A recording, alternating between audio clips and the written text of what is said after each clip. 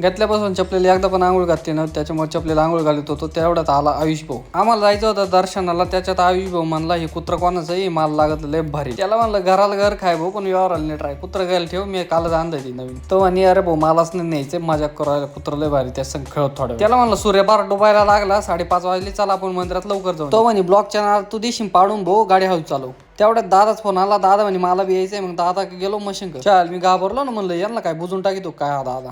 ते म्हणे माझ मशीन आहे, मला बुजितो काय, उतर खाली. चाल दिलं उतरून, त्याला बसलं पाहत. मग तेव्हा जे न्यायला त्यांची सुद्धा गाडी फोडून टाकी. निघा लवकर, मला बुजवायला चालले काय.